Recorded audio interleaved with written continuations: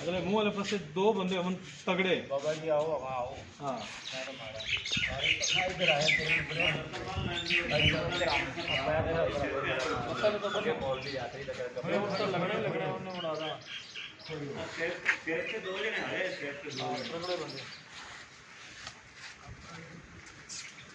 ये दो आगे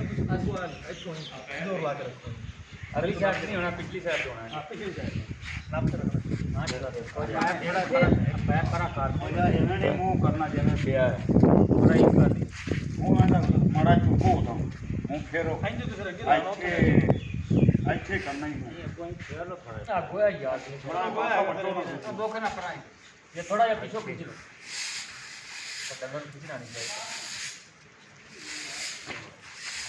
वट पाए न मुंह नो कोई वट पा सही कर ठीक है बाबू रखनी फुल जोर थले पा रहा है कम करो चार नाप रखा